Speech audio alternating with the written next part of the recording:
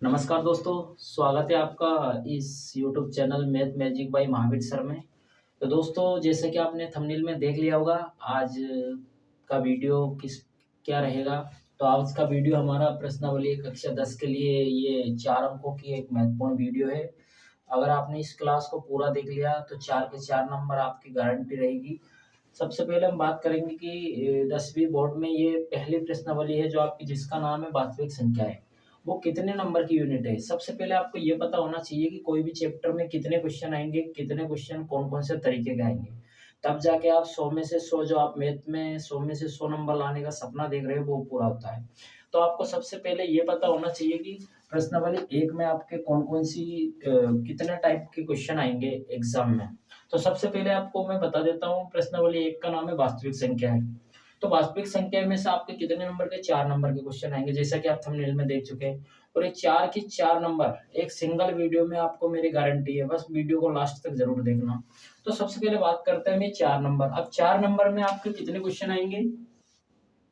ये 2 चैप्टर में ये बँटा हुआ है। 4 नंबर किस-किस तरीके से आएगा? तो 2 नंबर के तो 2 क्वेश्चन आएँगे और 2 नंबर के 2 क्वेश्चन आएँगे। ये 2 नंबर के 2 क्वेश्चन कौन से आएँगे? जो मल्टी चॉइस होते हैं, एमसीक्यू आते हैं, जो एवे सीधे वाले होते हैं। तो ये 2 क्वेश्चन तो कौन से आएँगे? मल्टी एमसीक्यू वाले, एवे सीधे वाले। 2 क्वेश्चन और दोनों 1-1 अंक के, 1-1 अंक के। और 2 क्वेश्चन आएँगे आपके 1-1 नंबर के। जैसे आपके 1-1 नंबर के क्वेश्चन आते हैं ना, वन लाइनर, उस तरीके से।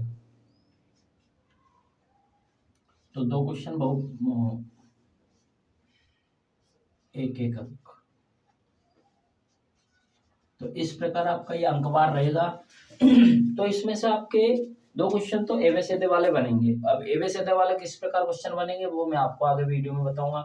और 2 क्वेश्चन किस प्रकार के? 1-1 अंक। तो 1-1 अंक में आपके मोस्टली या तो अभाज्य गुणनफल पूछ सकता है, और अगर आपके 1-1 नंबर में ही है, ऐसे दे देगा आपको, जैसे मान लीजिए वो आपको नंबर दे देगा 140। 140 का अभाज्य गुणनखंड रहेगा। तो उसमें 4 ऑप्शन दे देगा आपको, 4 ऑप्शन में से आपको टिक करना है कि कौन-सा आंसर आएगा। तो इसी प्रकार देखिए, अब आपको ये पता चल गया कि यहाँ से कितने क्वेश्चन आएँगे? 4 क्वेश्चन आएँगे। 2 क्वेश्चन आएँगे आपके एबीसीडी वाले, 2 क्वेश्चन आएँगे आपके हल करने वाले। हल कीजिए, गुणनफल निकालिए या फिर एलसीएम एचसीएफ निकालिए। तो इस प्रकार के आपके 4 क्वेश्चनों का रहेगा मामला। तो सबसे पहले बात करते हैं वास्तविक संख्याएँ। अब वास्तविक संख्या पढ़ने से पहले हमको संख्याओं को पढ़ने पड़ेगा। तो आपको ज़्यादा डीप नहीं जाना है, आपको इसमें केवल ज़्यादा से ज़्यादा वो क्या पूछेगा, आपको जो इम्पोर्टेंट चीज़ें ध्यान रखनी है इस चैप्टर में, वो मैं आपको बताता हूँ। ज़्यादा आपको लोड लेना नहीं है, मेरी गारंटी है आपको रटने की ज़रूरत बिल्कुल नहीं पड़ेगी। अगर आपने एक बार इस वीडियो को पूरे ध्यान से देख लिया, पेपर पेन लेके, बिल्कुल पेपर पेन लेके नोट्स पैटर्न पे अगर आपने ये वीडियो देख लिया, तो मेरी गारंटी है आपको एक भी नंबर मैथ में कटने नहीं दूँगा, ये मेरी गारंटी है। 100 में से 100 आप 100% लेके आओगे, लेकिन आपको यही है, वीडियो पूरा ध्यान तक एंड तक देखना है। तो सबसे पहले बात करते हैं हम संख्या। संख्या आपकी कितने प्रकार की होती है? संख्या हमारे आपके 2 प्रकार की होती है। एक तो होती है वास्तविक संख्या, एक होती है काल्पनिक संख्या। सबसे पहले बात करते हैं अपन काल्पनिक संख्या। काल्पनिक संख्या क्या होती है? काल्पनिक संख्या होती है जो वास्तव में होती नहीं है, जिनकी हम केवल कल्पना कर सकते हैं। काल्पनिक संख्या का जैसे मैं एग्जांपल, आपके चैप्टर में ये काल्पनिक संख्या कहीं भी पढ़नी नहीं है। कहीं भी आपके काम में नहीं आएगी, पहली यूनिट में कहीं भी आपके इसका कोई मतलब नहीं है। तो सबसे पहले लेकिन थोड़ा-सा आपको जनरल नॉलेज के लिए बता देता हूँ। जैसे काल्पनिक संख्या होती क्या है? जैसे मान लो मेरे को ये समीकरण दे दिया, x² + 1 = 0। मेरे को इसको सोल्व करना है। सोल्व कैसे करेंगे? x² ऐसे कैसे रहेगा? ये 1 इधर जाएगा तो माइनस का 1 हो जाएगा। कोई दिक्कत? अब तो यहाँ पे स्क्वायर हटता है, तो इधर पे क्या लगता है? Under root. अब ये अंडर रूट के अंदर जो माइनस में ये संख्या आई है, ये क्या है? मेरी काल्पनिक संख्या है। क्या है? काल्पनिक संख्या है, जिनका मान कभी संभव नहीं है। तो ये आपके क्या रहेगी? काल्पनिक संख्या। चलो बात करते हैं अपने जो चैप्टर जिस पे बेस्ड है, वो वास्तविक संख्याओं पे। तो सबसे पहले बात करेंगे वास्तविक संख्या कितने प्रकार की होती है। वास्तविक संख्या आपकी होती है 2 प्रकार की, एक तो होती है परिमेय और एक होती है अपरिमेय।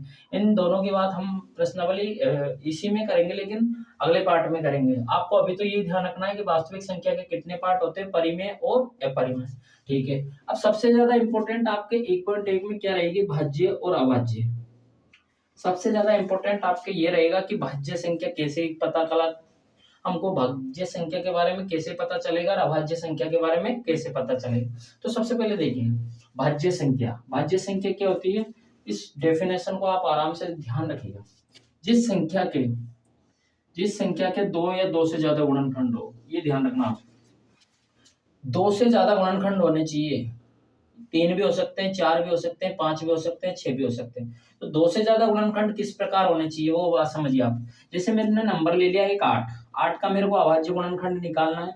तो अभाज्य गुणनखंड निकालने के लिए क्या करते हैं अपन, सबसे पहले सबसे छोटी संख्या क्या है मेरे पास, 2 का भाग देके देखो, 2 का भाग 8 में कितनी बार जाता है, 4 बार जाता है। कोई दिक्कत होनी नहीं चाहिए, बिल्कुल सिंपल स्टेप में समझिए।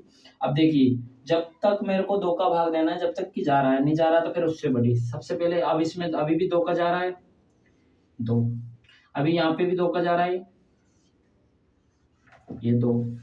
तो यहाँ पे देखिए मेरा 8, 2 का भाग 2 में 1 बार।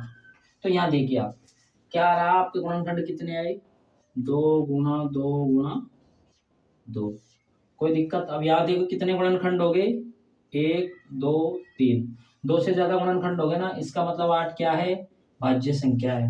इसी प्रकार ये देखिए 12 में सबसे पहले किसका भाग देते हैं अपन, 2 का भाग कितनी बार जाएगा, 6 बार। कोई दिक्कत।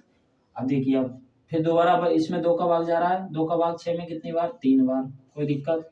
फिर देखिए इसमें 2 का जाएगा, 2 का नहीं जाएगा, जस्ट आगे वाली का। तो 3 का भाग देंगे इसमें, तो 3 का 3 में भाग कितनी बार जाता है, 1 बार। अब इसको गुणा के रूप में लिखेंगे तो 2 गुणा 2 गुणा 3। तो ये देखिए यहाँ पे 1 2 3 कितने गुणनखंड हो गए, 3। मतलब ये भी क्या है, भाज्य संख्या है, ये भी क्या है, भाज्य संख्या है। एक और ले लेते हैं जैसे 15। तो देखिए यहाँ पे सबसे पहले 2 का जाएगा कि 2 का नहीं जाएगा, 3 का जाएगा, क्योंकि 5 और 1 कितने होते हैं, 6, 6 में 3 का जाता है, तो इस पूरी संख्या में भी 3 का जाएगा। 3 का भाग 15 में कितनी बार जाता है, 5 बार। कोई दिक्कत। फिर देखिए यहाँ पे 5 का भाग कितनी बार जाता है, 5 में 1 बार। और 1 का 1 में कितनी बार जाता है, 1 बार। तो ये देखिए 3 गुणा 5 गुणा 1, तो ये भी क्या है मेरे पास, भाज्य संख्या है। कोई दिक्कत। अब सबसे पहले देखिए अभाज्य संख्या क्या होती है। कई बार हम पढ़ते हैं, हमको कई बार बताया जाता है कि वह संख्या जिसमें स्वयं का या खुद का भाग जाता है, खुद के अलावा किसी का नहीं जाता है। तो आपको वो डेफिनेशन ध्यान नहीं रखनी है। सबसे पहले आपको क्या ध्यान रखना है, जिस संख्या के केवल कितने और कितने गुणनखंड होने चाहिए, केवल 2 गुणनखंड होने चाहिए। अगर केवल 2 गुणनखंड है तो वो रहेगी संख्या अभाज्य, और 2 से ज्यादा है वो रहेगी भाज्य। तो यही ध्यान रखना आपको। कोई आपसे पूछ ले भाज्य संख्या, भाज्य संख्या में 2 से ज्यादा गुणनखंड होंगे, और अभाज्य संख्या में केवल और केवल कितने गुणनखंड होंगे, 2। तो अभाज्य संख्या के केवल कितने गुणनखंड होने चाहिए, 2। तो सबसे पहले देखिए आप, जैसे मान लिया मैंने ले लिया 3 में किसका भाग जाता है, केवल 3 का जाता है। 3 का 3 में कितनी बार गया, 1 बार। और 1 का 1 में 1 बार। तो यहाँ पे कितने गुणनखंड आए, केवल 3 गुणा 1। तो ये क्या है, संख्या अभाज्य है। इसी प्रकार अगली संख्या, जैसे मैंने ले लिया 7। तो ये देखिए 7 में आप देखिए, जैसे यहाँ पे मैंने 7 ले लिया, तो 7 का 2 का भाग जाएगा क्या, नहीं जाएगा। 3 का नहीं जाएगा, 4 का नहीं जाएगा, 5 का। अब 7 में केवल किसका भाग जाएगा, 7 का। तो 7 का 7 में कितनी बार गया, 1 बार। और यहाँ पे 1 में 1 का कितनी बार गया, 1 बार। तो मेरे पास गुणनखंड के रूप में क्या है, 7 गुणा 1। तो ये कितने गुणनखंड हुए, 1 और 2। तो केवल 2 गुणनखंड हो तो वो कौन सी संख्या है, अभाज्य। और 2 से ज्यादा गुणनखंड हो तो कौन सी संख्या है, भाज्य। तो ये दोनों चीजें आपको ध्यान। तो अब हम सीखते हैं। देखिए दोस्तों, इस चैप्टर का सबसे महत्वपूर्ण भाग है एलसीएम और एचसीएफ निकालना। तो सबसे पहले हम क्या सीखते हैं, एलसीएम और एचसीएफ निकालना। तो किसी भी संख्या का सबसे पहले हम सीखेंगे पहले एचसीएफ निकालना। एचसीएफ निकालना बिल्कुल इजी है दोस्तों, बस केवल आपको कुछ चीजों को ध्यान रखना है। ये चीजें आपको ध्यान रखनी जरूरी है। अगर आप जीरो से बिल्कुल कभी आज तक आपने एचसीएफ का नाम भी नहीं सुना, और अगर आप इसको देखते हो तो एचसीएफ निकालना 100% सीख जाओगे। सबसे पहले क्या ध्यान रखना है आपको, किसी भी संख्याओं का एचसीएफ निकालने के लिए अपन को 4 पॉइंट ध्यान रखना है। अगर ये 4 पॉइंट याद रहे तो आपको 4 पॉइंट से आप ये एलसीएम भी निकाल सकते हो आराम से, एचसीएफ भी निकाल सकते हो। बिल्कुल आराम से इनको ध्यान से देखिए पॉइंटों को। सबसे पहला पॉइंट क्या है, संख्याओं के गुणनखंड निकालो। गुणनखंड निकालना अपन ने सीखा है, अभाज्य गुणनखंड जिस विधि से निकालते हैं, अभाज्य गुणनखंड विधि से। वो आपको सबसे पहले गुणनखंड निकालना है। फिर उनको किसके रूप में लिखना है? गुणनफल के रूप में। गुणनफल के रूप में कैसे लिखना है वो अभी आपको बताऊंगा। जो गुणनखंड उभयनिष्ठ हो उसे लेते हैं, लेकिन सबसे पहले ध्यान रखना HCF। HCF में हमेशा समान उभयनिष्ठ गुणनखंड कौन सा लेंगे? कम घात वाला। कौन सा लेंगे? कम घात वाला। अब इसी अगर इसमें कोई भी गुणनखंड उभयनिष्ठ नहीं आता है, सबसे इंपॉर्टेंट ये आपके 1 नंबर में छप सकता है, कोई भी गुणनखंड उभयनिष्ठ नहीं आता है तो आपको क्या करना है? HCF क्या होता है उनका? 1 होता है। जैसे इसका भी मैं आंसर आपको बता दूंगा अभी। 9, 24, 45, तीसरा है 7, 13, 19।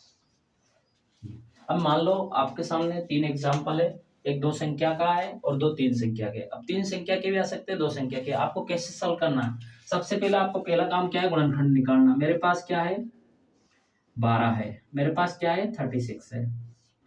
कोई दिक्कत नहीं होनी। अब सबसे पहले मेरे को करना क्या है? इनमें इन दोनों का गुणनखंड निकालना है। गुणनखंड कैसे निकालते हैं? सबसे पहले सबसे छोटी संख्या 2 का भाग देके देखो।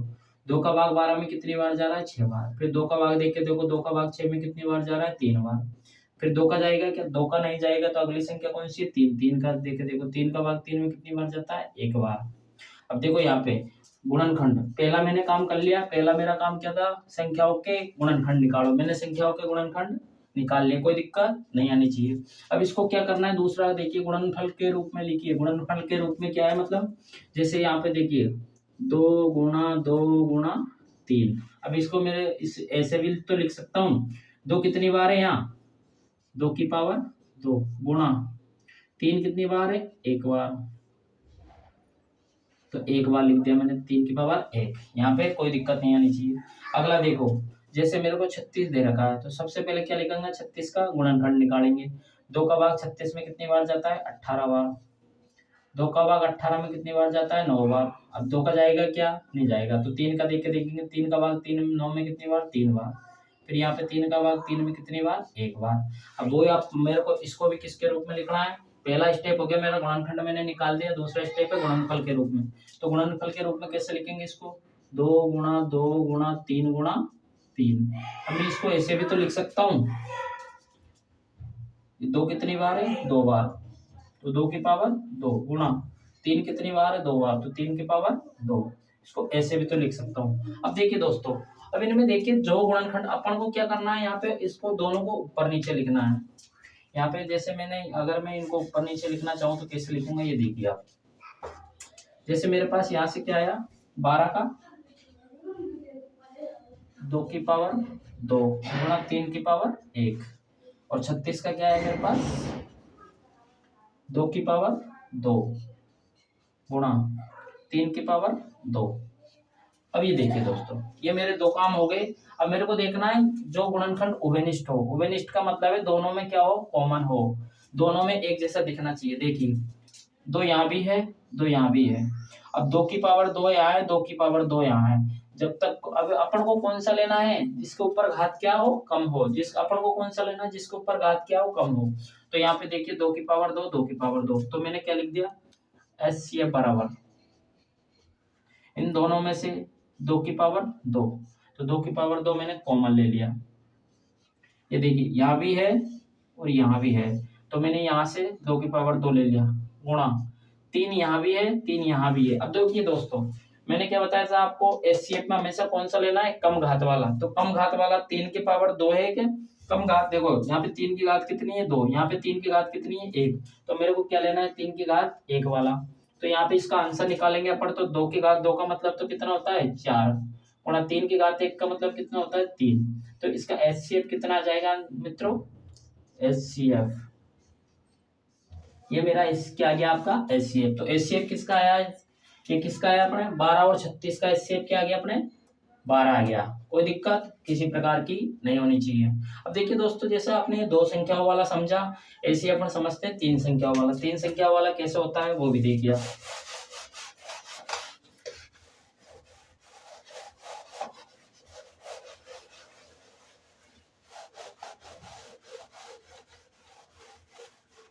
देखिए दोस्तों 9, 24 और 45। सबसे पहले मेरे को पहला काम मेरा क्या है? 9, 24 और 45।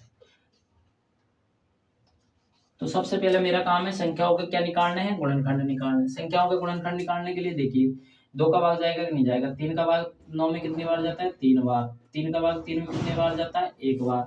तो 9 का मेरे पास क्या आया, 3 गुणा 3। तो 3 गुणा 3 को मैं क्या लग सकता हूँ, 3 की घात 2।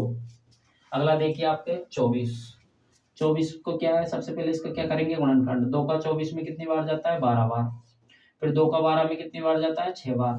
फिर 2 का 6 में कितनी बार जाता है, 3 बार। 3 का 3 में कितनी बार जाता है, 1 बार। तो मेरे को 24 को किस प्रकार लिख सकता हूँ, देखिए 2 गुणा 2 गुणा 2। 2 कितनी बार है, 3 बार। 2 गुणा 2 गुणा 2 गुणा 3। तो 2 कितनी बार है, देखिए यहाँ पे 1 बार, 2 बार, 3 बार। तो 2 की घात में क्या लिख सकता हूँ, 3 गुणा 3 की घात कितनी है, 1। कोई दिक्कत होनी नहीं चाहिए। इसी प्रकार देखिए 45 का 2 का भाग नहीं जाएगा। 3 का जाएगा कितनी बार, 45 में 15 बार। फिर 3 का जाएगा 15 में कितनी बार, 5 बार। फिर 5 में जाएगा कितनी बार, 1 बार। तो देखिए 45 को किस प्रकार लिख सकता हूँ मैं, 3 गुणा 3 गुणा 5। तो 3 गुणा 3 गुणा 5 लिख दिया मैंने। अब ये देखिए 3 कितनी बार है, 2 बार। तो 3 की घात कितनी लगा दी मैंने, 2 गुणा 5 कितनी बार है, 5 1 बार है। कोई दिक्कत इसमें। अब देखिए आप, ये मेरा काम हो गया, संख्याओं का मैंने गुणनफल निकाल ली। ये मेरा काम हो गया, गुणनफल के रूप में लिख दिया, ये ऐसे करके घात के रूप में। अब जो गुणनखंड उभयनिष्ठ हो, उभयनिष्ठ का मतलब है देखो 3 यहाँ पे दिख रहा है, 3 इसमें भी दिख रहा है, 3 इसमें भी दिख रहा है, कोई दिक्कत। अब देखिए 3 यहाँ भी है, 3 यहाँ भी है, 3 यहाँ भी है। लेकिन अब मेरे को 3 तो मिल गया, जैसे एचसीएफ निकालना है मेरे को, तो 3 तो मेरे को मिल गया। लेकिन 3 की कौन सी घात लेनी है, वही तो चक्कर है। क्योंकि आपको एलसीएम और एचसीएफ में फर्क यही पड़ेगा, आपको यही ध्यान रखना है कि घात कौन सी लेनी है। अब देखिए 3 तो ले लिया मेरे, लेकिन मेरे को घात कौन सी लेनी है, जिसके ऊपर घात सबसे कम हो। या देखिए 3 के ऊपर घात 2 है, या 3 के ऊपर घात 1 है, या 3 के ऊपर घात 2 है। तो मेरे को कौन सा लेना है, 3 के ऊपर घात 1 वाला। तो 3 की घात 1 का मतलब कितना होता है, एचसीएफ बराबर 3। तो आंसर क्या हो गया मेरा, आंसर क्या हो गया, एचसीएफ 3 आंसर आ गया। कोई दिक्कत होनी नहीं चाहिए। तो इसी प्रकार देखिए अब आपको ऐसे एक और दे रखा है आपको 7, 13 और 19। सबसे पहले इसका 7 में भाग 1 बार, कोई दिक्कत। यहाँ पे देखिए 13 क्या है, अभाज्य संख्या, तो 13 का 13 में 1 बार। 19 क्या है, यहाँ पे अभाज्य संख्या, तो 19 का 19 में 1 बार। तो 7 को क्या लिख सकता हूँ, 7 गुणा 1। ऐसे क्या लिख सकता हूँ, 13 को किसी भी संख्या के साथ 1 तो गुणा में लिख ही सकते हैं ना, गुणा में कोई परिवर्तन थोड़ी होता है। 13 गुणा 1, ऐसे क्या लिखा मैंने, 19 गुणा 1। तो इस प्रकार देखिए आप, यहाँ पे कुछ भी कॉमन नहीं आ रहा है, यहाँ पे भी अलग अलग संख्या है। तो यहाँ पे इसका एचसीएफ क्या होगा मेरा, एचसीएफ बराबर क्या होगा, 1। तो ये मेरा क्या रहेगा, एचसीएफ। तो आपको यही ध्यान रखना है सबसे ज्यादा। आपको मैं उम्मीद है पूरा अच्छे से समझ में आया होगा। तो आपको क्या चीज ध्यान रखनी है, एक बार और रिवाइज करवा देता हूँ। किसी भी संख्या का एचसीएफ निकालना है तो अपन को ये 4 स्टेप ध्यान रखनी है। सबसे पहले क्या करना है, संख्याओं का अभाज्य गुणनखंड विधि से गुणनखंड निकालना है, जो अपन ने निकालना सीख लिया। फिर इसको क्या करना है, गुणनफल के रूप में लिख दीजिए आप। जैसे जो भी आपके जितने भी गुणनफल आए ना, उनको गुणा के रूप में और घात के रूप में लिख दीजिए। जैसे मैंने लिख दिया 3 की घात 2। 3 कितनी बार आया था, 2 बार। 3 कितनी बार आया था, 1 बार। इसी प्रकार गुणनफल के रूप में। अब सबसे ज्यादा इंपॉर्टेंट यहाँ है, सबसे ज्यादा ध्यान क्या चीज रखनी है आपको, गुणनखंड देखना है कौन सा वाला, उभयनिष्ठ हो। और उभयनिष्ठ भी कौन सा देखना है, जिसकी घात कम हो। तो देखिए यहाँ पे 3 की घात 3, या 3 की घात 3, या 2 की घात 5। तो उम्मीद है दोस्तों आपको जो एचसीएफ समझाया है वो अच्छी तरह समझ में आएगा होगा। अब एचसीएफ के बाद हम अगला समझते हैं एलसीएम। किसी भी संख्या का क्या निकालना, एलसीएम कैसे निकालते हैं। तो सबसे पहले एलसीएम को हम क्या बोलते हैं, लेसे पे, और एचसीएफ को क्या बोलते हैं, मैसे पे। तो सबसे पहले एलसीएम निकालने के लिए अपन को वही स्टेप फर्स्ट स्टेप वही रहेगी, गुणनखंड निकालना है। सेकंड स्टेप भी वही रहेगी, गुणनफल के रूप में लिखना है। थर्ड स्टेप, गुणनखंड ओवेनिष्ठ तो देखना ही देखना है, लेकिन पहले अपन क्या देख रहे थे, निम्नतम घात वाला। अब कौन सा देखेंगे अपन, उच्चतम घात वाला। उच्चतम घात वाला छांटने के बाद जो भी शेष बच जाता है ना, जो गुणनफल बच जाते हैं ओवेनिष्ठ गुणनखंड लेने के बाद, उनको आपस में क्या लिख देना है, गुणनखंड के रूप में, गुणा के रूप में लिख देता है। मतलब सबको क्या कर देना है, गुणा कर देना, और ये आपका क्या है, एलसीएम। तो देखिए आपको क्वेश्चन, आप एग्जांपल लेके समझोगे तो ज्यादा बेटर समझ में आएगा। सबसे पहले जैसे मेरे को 18 और 36 का क्या निकालना है, एलसीएम निकालना है। तो क्या करूंगा मैं, सबसे पहले 18 का क्या निकालूंगा, अभाज्य गुणनखंड। ऐसे में 36 का क्या निकालूंगा, अभाज्य गुणनखंड। सबसे पहले 18 का निकालते हैं, तो कैसे निकालते हैं, 2 का पहाड़ा 18 में कितनी बार, 9 बार। फिर 2 का नहीं जाएगा तो किसका देते हैं, 3 का। 3 का 9 में कितनी बार, 3 बार। तो 3 का 3 में कितनी बार, 1 बार। तो मेरे पास 18 का क्या आ गया, मेरे पास 18 का मेरे पास क्या आ गया, गुणनखंड आ गया। तो इसको मैं कैसे लिख सकता हूँ, 2 गुणा 3 गुणा 3, कोई दिक्कत होने नहीं चाहिए। इसी प्रकार देखिए 36 का कर देता हूँ। अब मैं इसको क्या लिख सकता हूँ, 2 की घात 1 गुणा 3 की घात कितनी है, 3, 1 बार 2 बार। तो 3 की घात क्या लिख दूंगा मैं, 2, कोई दिक्कत होनी नहीं चाहिए। इसी प्रकार देखिए 36 का, तो 36 में सबसे पहले 2 का भाग देंगे तो 2 18 बार जाएगा। फिर 2 का देंगे तो 9 बार जाएगा। फिर 3 का देंगे तो 3 बार, और 3 का 3 में 1 बार। तो यहाँ पे मेरे पास क्या आया, 36 का 2 गुणा 2 गुणा 3 गुणा 3 बराबर, देखो 2 कितनी बार है मेरे पास, 2 बार। तो 2 की घात 2 गुणा 3 कितनी बार है, 2 बार। तो 3 की घात 2। अब यहाँ से देखिए, यहाँ तक आपने कर दिया। पहला क्या था, गुणनखंड, मैंने गुणनखंड दोनों के निकाल लिए। दूसरा क्या था, गुणनफल के रूप में, तो मैंने गुणनफल के रूप में भी लिख दिया। तीसरा क्या है, जो गुणनखंड ओवेनिष्ठ हो। तीसरा स्टेप सबसे ज्यादा महत्वपूर्ण होता है कि अपन को ओवेनिष्ठ लेना है, कौन सा लेना है, एलसीएम। एल का मतलब होता है एलसीएम, एलसीएम। अब एलसीएम में आपको क्या ध्यान रखना है, एलसीएम में एल का मतलब तो आप ऐसे ध्यान रख सकते हो कि एल का मतलब लोअर, लोअर का मतलब है ऊपर वाला। आपको लोअर का विपरीत लेके चलना है, लोअर का ऊपर उच्चतम वाला।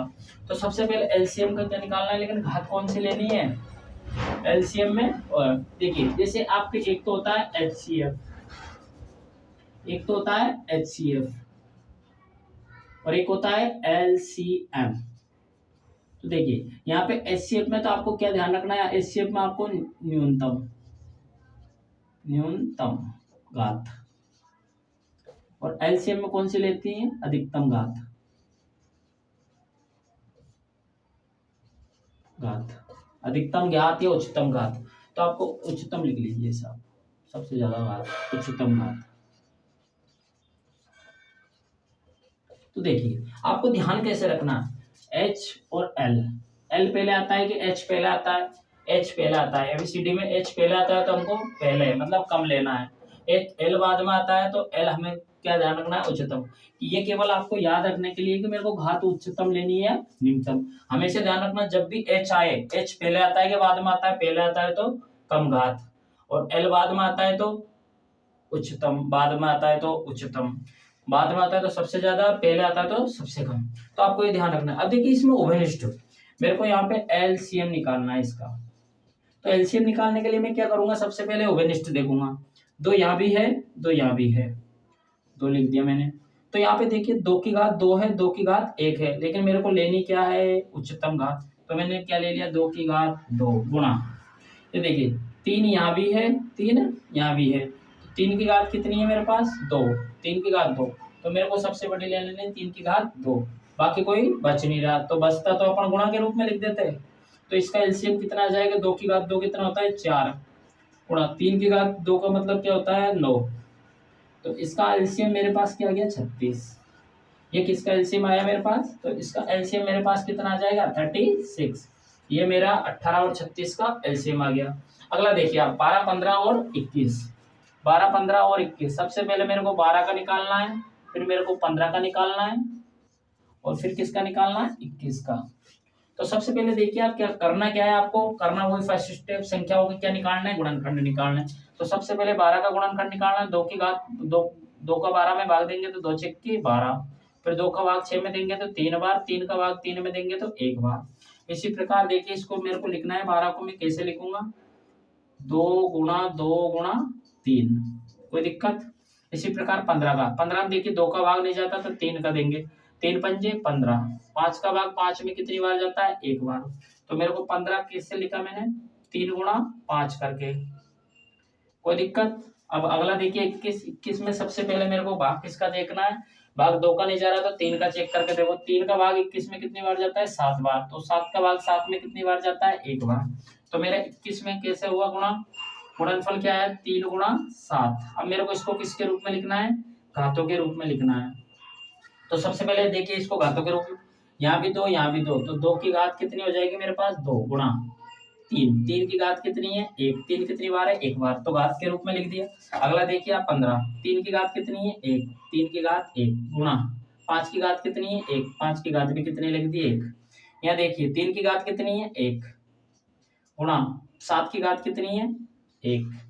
अब यहाँ देखिए, यहाँ तक तो कोई दिक्कत नहीं है, यहाँ तक आप एचसीएफ में भी समान कर रहे थे, एलसीएम में भी, यहाँ तक तो 3 स्टेप तो आपको एलसीएम में एचसीएफ में समान करना है। अब लास्ट में ये देखिए उच्चतम घात वाला। अब सबसे पहले तो यहाँ पे देखो उभयनिष्ठ, मेरे को किसका निकालना है, एलसीएम, एलसीएम निकालना है इसका। तो एलसीएम कैसे निकलेगा, सबसे पहले तो उभयनिष्ठ देखो, इसमें यहाँ 2 है, नीचे कहीं भी 2 नहीं दिख रहा तो 2 बारी नहीं आएगी। तो यहाँ पे देखो, यहाँ भी 3 है, यहाँ भी 3 है और यहाँ भी 3 है। अब 3 तो है लेकिन घात अपन को कौन सी लेनी है, उच्चतम वाली। तो 3 तो लिख दिया मैंने, ठीक है। अब यहाँ भी देखो, यहाँ भी घात 1, यहाँ भी घात 1, यहाँ भी घात 1, तो सब में 1 है, तो यहाँ पे घात क्या लग देंगे, 1। इसके बाद इसको गुणा के रूप में। अब यहाँ तक हो गया मेरा। लास्ट स्टेप क्या है, शेष बचे हुए गुणनफलों को गुणा के रूप में लिख दीजिए। देखो यहाँ से क्या लिख रहा है, 2 की घात 2, 2 की घात 2 गुणा, ये 2 की घात 2 गुणा आ गया। फिर क्या बचा मेरे पास, ये 3 की घात 1 आई है, 5 की घात 1, 5 की घात 1 गुणा, नीचे से क्या बच रहा है, 7 की घात 1।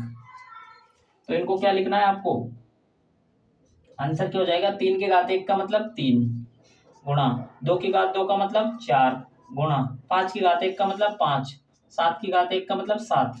अब इन तीनों को गुणा के रूप में लिखोगे, 3 चौको 12, 12 पंजे 60, 60 गुणा 7। तो 7 को 7 से गुणा करो, 7 6 42, 420। ये मेरा क्या आ गया, आंसर आ गया। ये मेरा क्या आ गया, आंसर आ गया। अब देखिए आप यहाँ पर आराम से देख पा रहे होंगे 720 कैसे आया। तो मेरे को पता लग गया इसका गुणा करने पर कैसे आया। तो इन दोनों को गुणा करोगे तो 3 चौके 12 गुणा 5 अंक 35, 35 गुणा 12 करोगे आप, 35 गुणा 12 करोगे तो 12 36 और 12 पंजे 60, 420। आंसर कितना आएगा आपका, 420। तो यही ध्यान रखना है आपको कि शेष बच्चे को जो शेष बचता है, एलसीएम और एचसीएफ। एचसीएफ में आपको सबसे पहले क्या करना है, गुणनखंड निकालने हैं, वो एलसीएम में निकालना है। ये तीनों स्टेप तो समान रहेगी, लेकिन केवल एचसीएफ में एच पहले आता है तो कम घात वाला लेंगे, एल बाद में आता है तो हम उच्चतम घात वाला लेंगे, और बाकी जो बच रहा है उसको अपन ऐसे कैसे गुणा के रूप में लिख देंगे, और जो गुणा करने पर आंसर आएगा वो आपका आंसर होगा। अब देखिए सबसे पहले अपन ने एलसीएम सीख लिया, एचसीएफ सीख लिया। अब आपके क्वेश्चन किस प्रकार के आएंगे, तो अब ये तो अब तक आपका क्या था, बेसिक था। अब हम सीखेंगे प्रश्नावली 1.1 में सवाल कौन कौन से और आपके कौन कौन से इंपॉर्टेंट है, तो वो चीज देखिए आप। तो वो चीजें अब आप देखिए। तो उम्मीद है आपके एलसीएम और एचसीएफ बिल्कुल आपको ध्यान से समझना है, क्योंकि जब तक एलसीएम एचसीएफ आपका क्लियर नहीं होगा, 2 क्वेश्चन यहाँ से एलसीएम एचसीएफ में से 100% आएंगे आपके, ये लिख के ले लो आप। तो 2 क्वेश्चन यहाँ से आपके तभी तैयार होंगे जब आपको बेसिक को बिल्कुल क्लियर रखोगे।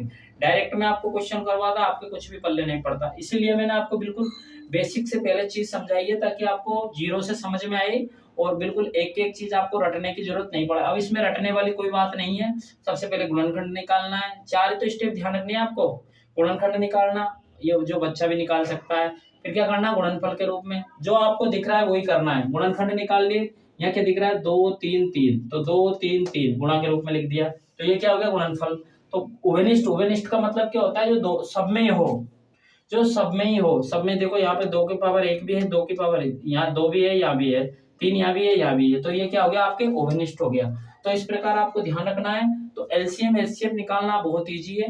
उम्मीद है आपको एलसीएम और एचसीएफ, अगर आपको एलसीएम और एचसीएफ निकालना बहुत इजी लग रहा है, इस वीडियो को देखने के बाद अच्छा लग रहा है, तो आप इस वीडियो में लाइक और कमेंट फेंक के मारिए, सब्सक्राइब फेंक के मारिए, जिससे क्या हमें भी थोड़ा सा मोटिवेशन मिलेगा और इस प्रकार के वीडियो बनाने के लिए। तो आपको अब हम प्रश्नावली स्टार्ट करने पे पहुंचे हैं। अब तक आपका क्या था, बेसिक था। अभी देखिए आप प्रश्नावली बिल्कुल इजी लगेगी आपको। केवल और केवल क्या करना है आपको, अभाज्य गुणनखंड निकालने हैं, उनको गुणनफल के रूप में व्यक्त करना है, एलसीएम एचसीएफ निकालना है, बस ये करना है। और करना क्या है, तो इसमें आप देखिए अब हम प्रश्नावली स्टार्ट कर रहे हैं, तो प्रश्नावली को देखिए आप। तो पहला सवाल आपके क्या है वो इस पर, तो हम शुरू करते हैं प्रश्नावली 1.1। आपका अगर बेसिक क्लियर है तो यहाँ आपको किसी भी प्रकार की कोई दिक्कत नहीं आएगी, ये मेरी गारंटी है। सबसे पहले देखिए दोस्तों, सबसे पहला क्वेश्चन क्या है, अपने निम्न संख्याओं को अभाज्य गुणनखंड के रूप में अभाज्य गुणनखंड करना है और उनको गुणनफल के रूप में क्या करना है, व्यक्त करना है, जो हम पीछे सीख चुके हैं। आपको किसी प्रकार की कोई दिक्कत नहीं होनी चाहिए।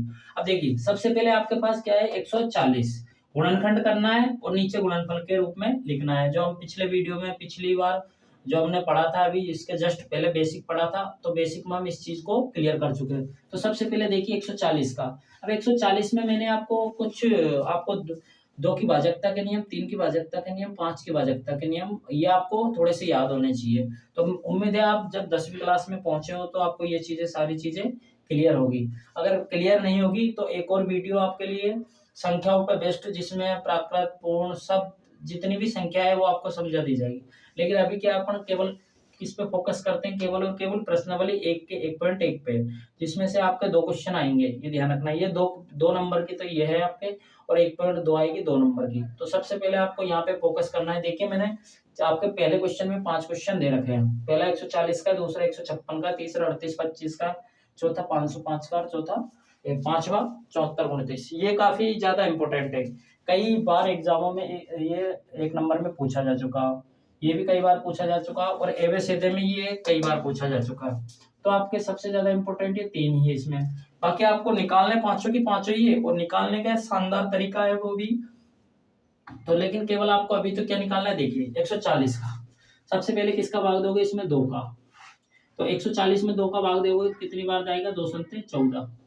फिर अभी इसमें 2 का भाग जाने के लिए क्या होना चाहिए, लास्ट में 0 होना चाहिए। क्या होना चाहिए लास्ट में, 0।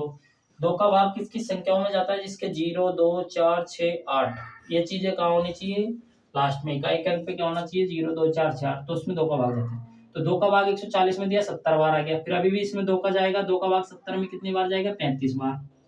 फिर देखिए लास्ट के अंक पे 0, 2, 4, 6, 8 कुछ भी नहीं है, तो 3 का चेक करो, 3 में 5 और 3 8, नहीं जा रहा। 4 का भी नहीं जा रहा, तो अभी इसमें किसका जाएगा, डायरेक्ट 5 का जाएगा। 5 का भाग 35 में कितनी बार जाता है, 7 बार। 7 एक अभाज्य संख्या है, तो अभाज्य संख्या में केवल किसका भाग जाता है, खुद का भाग जाता है। तो ये देखिए सबसे पहले मेरे को क्या मिला यहाँ पे, अब इसको किसके रूप में लिखना है, अभाज्य गुणनखंड के रूप में। कैसे लिखा मैंने, 2 गुणा 2 गुणा 5 गुणा 7। तो इसको किसके रूप में लिखना है आपको, गुणनफल के रूप में। देखिए 2 कितनी बार है यहाँ पे, 2 बार, तो 2 की घात 2 गुणा 5 कितनी बार है, 5 एक बार है, गुणा 7 कितनी बार है, 7 एक बार है। तो ये क्या आ गया मेरा, इसका अभाज्य गुणनखंड, ये मेरा क्या है, आंसर है। तो इसलिए आपको पहले मैंने बेसिक कराया था, ताकि आपको इस प्रकार के क्वेश्चनों में दिक्कत नहीं आए। दूसरा क्वेश्चन है आपका 156। 156 में देखिए इकाई का अंक पे क्या है, 2 का भाग कैसे चेक करते हैं, इकाई का अंक पे क्या होना चाहिए, 0, 2, 4, 6, 8। देखिए यहाँ पे 6 है, तो 2 का भाग आराम से चल जाएगा। 2 का भाग 15 में देंगे, 2 संते 14, एक बच गया, 16 हो गया, 2 अंटे 16। देखिए इकाई का अंक पे अभी भी क्या है, 8 है। किसी भी संख्या के इकाई का अंक पे 0, 2, 4, 6, 8, ये 3 से चीज हो तो इसमें 2 का पूरा पूरा क्या जाता है, भाग जाता है। तो 2 का भाग इसमें देखिए 2 तिया 6, एक बच गया, 18 हो गया, 2 नाम 18। अब देखिए अब 2 का नहीं जा रहा तो किसका चेक करेंगे अपन, 3 का चेक करेंगे। 3 का कैसे चेक करते हैं, संख्याओं के योग में अगर 3 का भाग जा रहा है, 9 और 3 12, 12 में अगर 3 का भाग जा रहा है तो इसमें भी जाएगा, 12 में 3 का भाग जाता है तो इसमें भी जाएगा। तो 3 का भाग देख करके देख, 3 एकम 3, 3 तिया 9। 13 में से क्या होती है, एक अभाज्य संख्या है, तो खुद का खुद में जाता है। 13 का 13 में कितनी बार जाएगा, एक बार। तो मेरे पास क्या है, 156। 156 कैसे आया मेरे पास, 2 गुणा 2 गुणा 3 गुणा 13। तो मेरे पास कैसे लिखूँ मैं इसको, 2 कितनी बार है, 2 बार, 2 की घात 2, 3 कितनी बार है, 1 बार, 13 कितनी बार है, 1 बार। ये मेरा क्या है, आंसर है। किसी प्रकार की कोई दिक्कत नहीं होनी चाहिए। अब सबसे पहले ये देखिए, एक ये है आपके 38 25। अब इसमें आपको क्या ध्यान रखना है, सबसे पहले 2 का देखो, इकाई अंक पे क्या होना चाहिए 2 का भाग जाने के लिए, 0 2 4 6 8 दिख रहा है कहीं, 0 2 4 6 8 में से नहीं दिख रहा। तो अब किसका चेक करेंगे, 3 का। 3 का कैसे चेक करते हैं, संख्याओं को जोड़ो, 5 और 2 7, 7 और 8 15, 15 और 3 18, 18 में 3 का भाग जाता है ना, तो इसमें भी जाएगा। तो 3 का भाग इसमें देके देखो, 3 एकम 3, 8, 3 दूने 6, 2 बच गया, यहाँ से 22 हो गए, 3 संते 21, 1 बच गया, 5 हो गए। तो 2 3 3 पंजे 15, 1275। भाग देना वहाँ नहीं आ रहा तो इधर दे लिया करो आप, जैसे 3 38 25 में भाग देना मेरे को 3 का, 3 एकम 3, 0 8 उतारे, 3 दूने 6, 2 उतारे 22 हो गए, 3 संते 21, 1 बच गया मेरे पास, 5 उतारे, 3 पंजे 15। तो मेरे पास क्या है, 1275। तो 1275 यहाँ आ गया। अब देखिए दोबारा 3 का चेक करना है क्या, 5 और 7 12, 12 और 2 14 और 1 15, अभी भी 3 का जा रहा है, 3 चौके 12, 7, 3 दूने 6, 1 बच गया, 3 पंजे 15। अब देखिए 5 और 4 9 और 2 11, 3 का भाग नहीं जा रहा, 4 का भी नहीं जाएगा, 5 का।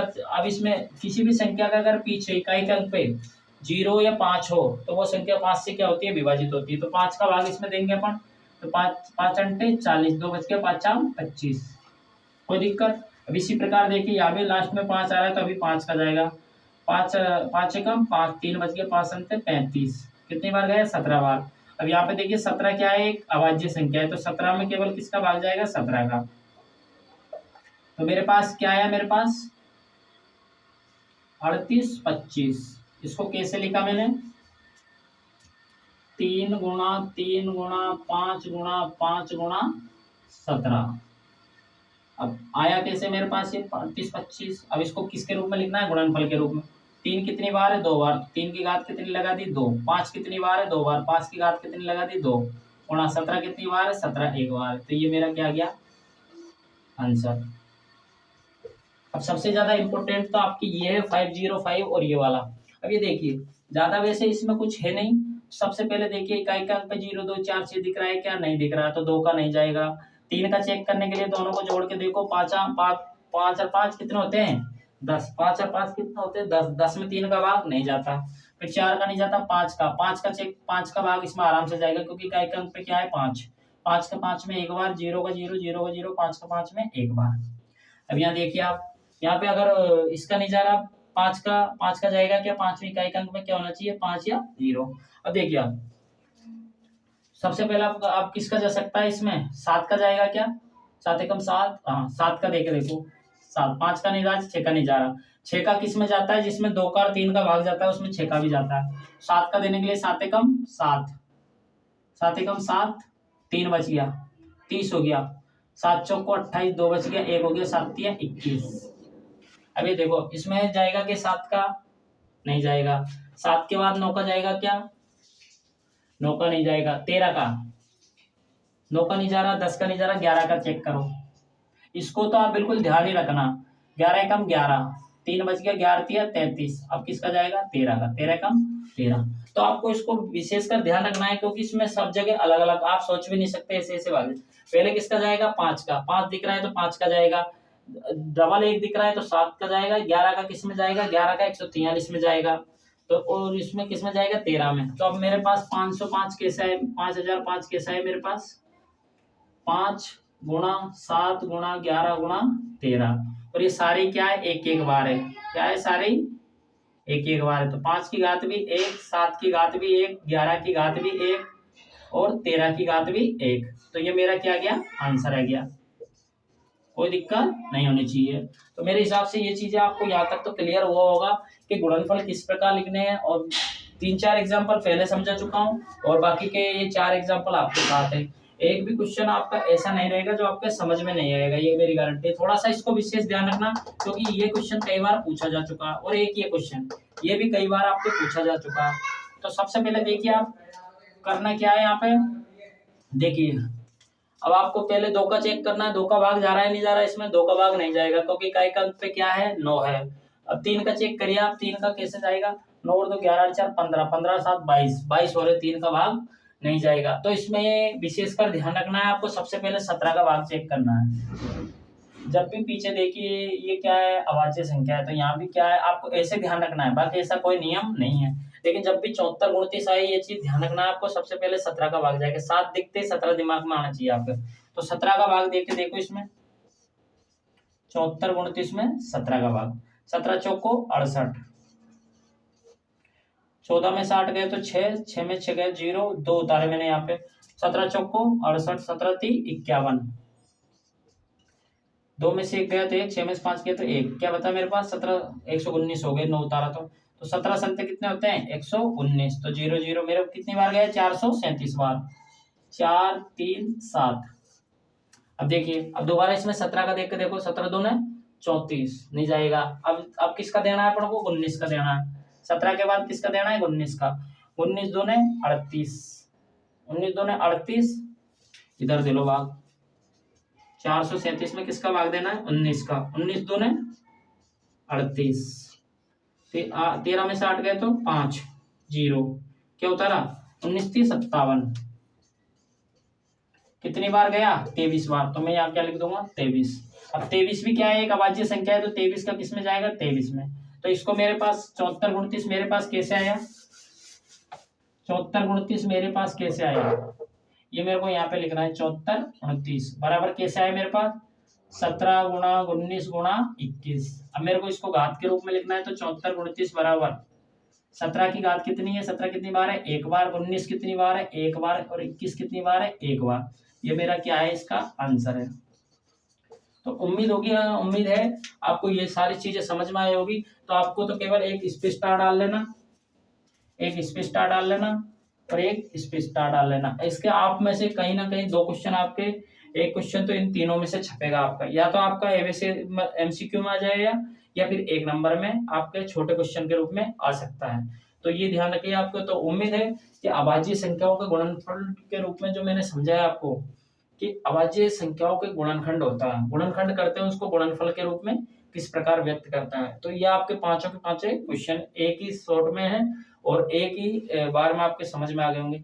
उम्मीद है आपकी समझ में आएगा। तो अब चलते हैं हम दूसरे क्वेश्चन की ओर। दूसरा क्वेश्चन हमारा, तो पहला क्वेश्चन दोस्तों अपना हो चुका है। अब दूसरा क्वेश्चन है आपका ये, पूर्णांकों के युग्म, मतलब 2 आपको पूर्णांक दिए रहेंगे, उनका क्या निकालना है, एलसीएम और एचसीएफ दोनों ज्ञात करना है। जो हम पिछली पार्ट में जो अपन ने बेसिक समझा था उसमें हम सीख चुके हैं। तो जांच कीजिए। अभी आपके क्या है, थोड़ा सा ये नया है। जांच क्या करना है आपको, इन दोनों संख्याओं का गुणनफल, इन दोनों संख्याओं का जो गुणनफल आएगा, इन संख्याओं को दोनों को गुणा करने पर जो आंसर आएगा वो एलसीएम और एचसीएफ को गुणा करने पर जो आंसर आएगा दोनों बराबर है या नहीं है, वो चीज अपन को बतानी है। तो सबसे पहले अपना पहला सवाल है 26 और 91। तो सबसे पहले मेरे को क्या निकालना है 26 का, सबसे पहले मेरे 26 को क्या निकालना है,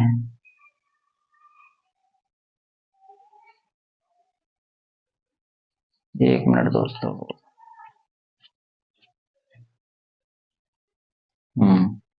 ठीक है। तो दोस्तों सबसे पहले 26 और 91 का क्या निकालना है मेरे को गुणनखंड। मैं 26 का अलग निकाल लूंगा और 91 का अलग निकाल लूंगा, ठीक है। सबसे पहले मेरे को 26 का निकालना है, तो 26 में लास्ट का अंक क्या है 6, तो 2 का भाग जाएगा नहीं जाएगा, 2 का भाग 13 बार, 13 अभाज्य संख्या होती है, 13 में 13 का कितनी बार जाता है एक बार। तो मेरे पास क्या आया 26 को मैं कैसे लिख सकता हूँ 2 गुणा 13 के रूप में। इसको भी मैं कैसे भी लिख सकता हूँ, 2 की घात कितनी है 1 गुणा 13 की घात कितनी है 1, लिख दिया मैंने इसके रूप में। इसी प्रकार देखिए अब 91 को लिखना है, 2 का भाग नहीं जाएगा, 3 का चेक करना है, तो 9 एकम 9, 9 और 1 10, 10 में 3 का भाग नहीं जा रहा, 4 का भाग नहीं जाता, 5 का नहीं जाता, इसमें 6 का भी नहीं जाएगा, तो इसमें किसका जाएगा 7 का, 7 एकम 7, 2 7 तिया 21, 13 बार। तो यहाँ पे 13 का जाएगा, 13 क्योंकि ये डायरेक्ट 13 क्या है अभाज्य संख्या, 13 का 13 में एक बार। तो यहाँ पे 91 को मैं क्या लिख सकता हूँ,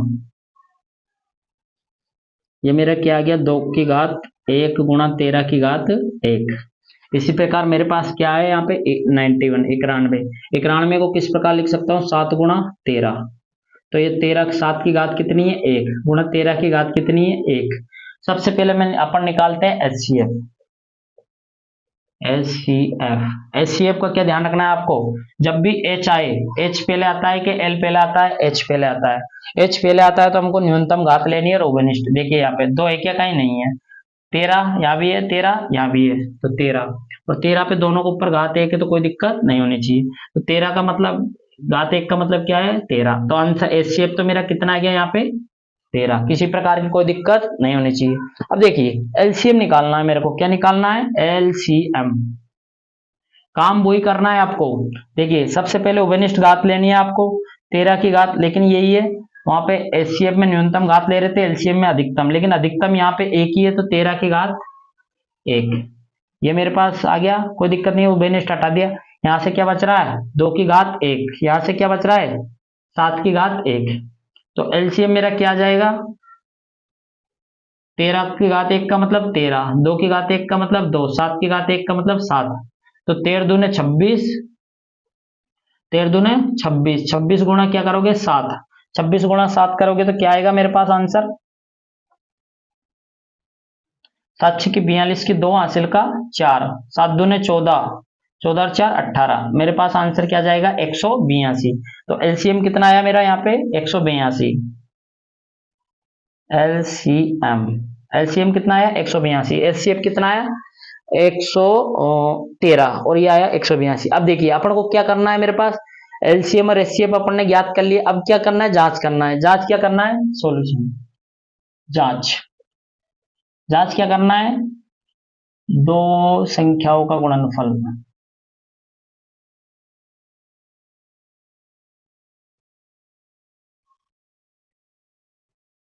का गुणनफल बराबर एलसीएम एलसीएम इंटू एचसीएफ। ये क्या सबसे पहले अपन क्या लेना है, ये दो संख्या, संख्या क्या क्या है मेरे पास 26 गुणा 91। कोई दिक्कत 26 गुणा 91 करके देखो पहले तो आप, ये किसके बराबर होना चाहिए, किसके बराबर होना चाहिए आपके एलसीएम। एलसीएम कितना है मेरे पास 182, 182 गुणा एचसीएफ, एचसीएफ कितना है मेरे पास 13।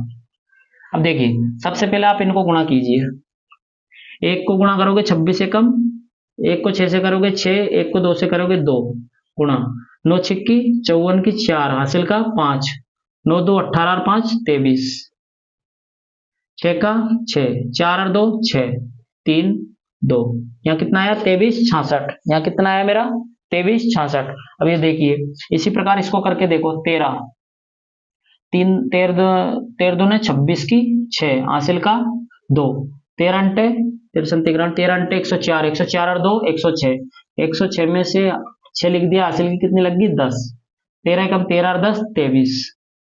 ये देखिए यहाँ पे, तो यहाँ पे क्या हो गया LHS बराबर RHS,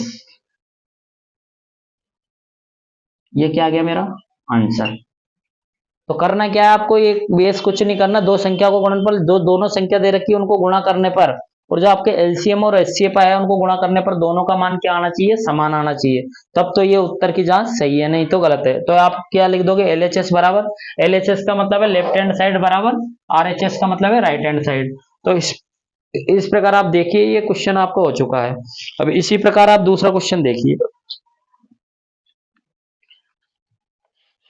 अब अगला है आपके 510 और 92 वाला, तो इसको किस प्रकार हल करोगे वो आप वो भी देख लीजिए आप।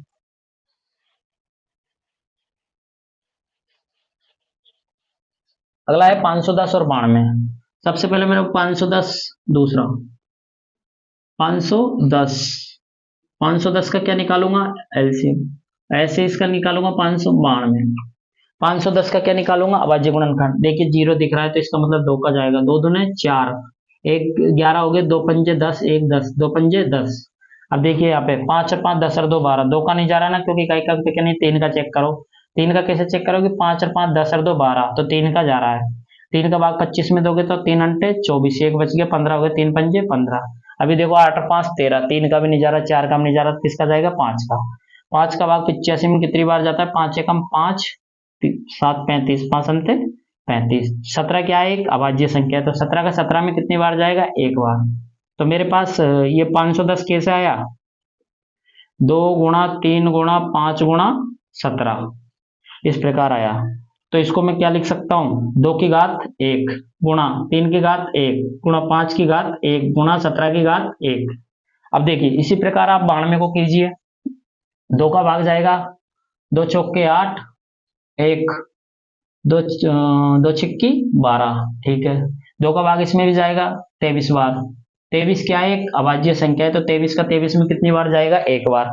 अब मेरे पास 92 को लिखिए आप, क्या लिखा मैंने, 2 गुणा 23। अब इसी प्रकार लिखिए यहाँ पे इसके बराबर में, 2 की घात कितनी है 2 गुणा 23 की घात कितनी है 1। अब क्या लिखना है आपको, सबसे पहले क्या निकालोगे आप, HCF, क्या निकालोगे, HCF। अब HCF में क्या देखते हो आप, ओवेनिष्ट संख्या। HCF में आप क्या देखते हो, ओवेनिष्ट गुणनखंड। अब देखिए यहाँ पे 2 यहाँ भी है, 2 यहाँ भी है, कोई दिक्कत होने नहीं चाहिए। 2 यहाँ भी है, लेकिन कौन सी घात लेनी है मेरे को, न्यूनतम घात। कौन सी लेनी है, न्यूनतम घात। क्योंकि जब भी HCF निकालोगे आप, H पहले आता है तो हमेशा छोटी संख्या लोगे। तो 2 की घात 1, और कोई गुणनखंड देखो कॉमन आ रहा है क्या, यहाँ 3 नहीं है, नीचे भी नहीं है, तो ये क्या आ गया मेरे पास, 2 की घात 1 का मतलब क्या होता है, HCF बराबर 2 की घात 1 का मतलब 2। ये मेरा क्या गया, HCF। अब मेरे को क्या निकालना है, LCM। क्या निकालना है, LCM। तो LCM निकालना है तो LCM। अब सबसे पहले HCF मेरा 2 आ गया, अब मेरे को यहाँ पे LCM निकालना है, LCM। LCM कैसे निकालते हैं आपको, वही सबसे पहले क्या निकालनी है। अब आज देखो यहाँ पे दोनों में उभयनिष्ठ गुणनखंड कौन सा है, 2 है, लेकिन उच्चतम घात लेनी है। कौन सी घात लेनी है, यहाँ 2 की पावर 1 है, यहाँ 2 की पावर 2 लेनी है, 2 की पावर 2 गुणा। अब देखिए यहाँ पे क्या बच गया, ऊपर 3 की घात 1, 3 की घात 1 गुणा 5 की घात 1, 5 की घात 1 गुणा 17 की घात 1, 17 की घात 1 गुणा, नीचे क्या बच गया, 23 की घात 1, 23 की घात 1। अब देखिए, अब इसको हल कीजिए, 2 की घात 2 का मतलब 4 गुणा 3 की घात 1 का मतलब 3, 5 की घात 1 का मतलब 5 गुणा 17 की घात 1 का मतलब 17, 23 की घात 1 का मतलब 23। इसको गुणा कीजिए आप, 4 × 12, 12 पंजे 60, 60 गुणा 17 गुणा 23, 17 छिक्की 102, 102 20, इन दोनों को गुणा करने पर 10 20 आगे गुणा 23। अब मेरे को 23 को इससे गुणा करना है, 0 की 0, 23 दूने 46, 23 से कम 23, तो 23 460 क्या आ गया मेरे पास, LCM। ये मेरे पास क्या गया, LCM 23 460 क्या गया, LCM। अब देखिए आप, अपन को क्या करना है, तो LCM मेरा आ गया और HCF मेरा आ गया। अब अपन को क्या करना है, उत्तर की जांच करनी है। तो सबसे पहले क्या करोगे, उत्तर की जांच करने के लिए यहां तक आपको कोई दिक्कत नहीं आनी चाहिए। अब अपन करते हैं LCM। तो मैं इसकी जो LCM यहाँ आया है उसको मैं यहाँ लिख देता हूँ, LCM। LCM कितना है मेरे पास, 23 460। ये मेरा क्या गया LCM, यहाँ से यहाँ। अब यहाँ पे अपन उत्तर की क्या कर लेते हैं, जांच कर लेते हैं। यहाँ पे उत्तर की जांच करेंगे अपन, ठीक है। अब देखिए दो संख्याओं का गुणनफल, संख्या क्या है मेरे पास, 510 गुणा 92, पहले बराबर LCM कितना आया मेरे पास, 23 460, 23 460 गुणा HCF कितना आया 2, ठीक है। अब मेरे को इन दोनों को गुणा करना है, देखना दोनों बराबर है या नहीं है। तो पहले मैं इसको 2 से गुणा करूंगा, 510 को 2 से गुणा करूंगा तो 1020, ठीक है। 9 को 0 से 0, 9 एकम 9, 9 पंजे 45, 0 का 0, 2 का 2, 9 का 9, 5 और 1 6, 46 920 क्या आ गया मेरे पास, 46 920 बराबर। इधर करके देखिए आप, 2 0। अब मेरे को क्या करना है, अपन को इन दोनों को गुणा करना है। क्या करना है, इन दोनों को गुणा, 2 को 0 से करोगे 0, 2 को 6 से करोगे 2 छिक्की 12 की 2 हासिल का 1, 2 चौके 8 1 9, 2 तिया 6 और 2 दूने 4। तो यहाँ देखिए, यहाँ भी 46 920, यहाँ भी 46 920। इसका मतलब है क्या है, LHS बराबर RHS। तो ये भी क्या है मेरा, दोनों समान है। तो इस प्रकार आप देखिए दोनों का आंसर अपने आ चुके हैं। अब अपन करते हैं तीसरा सवाल, 336 और 54।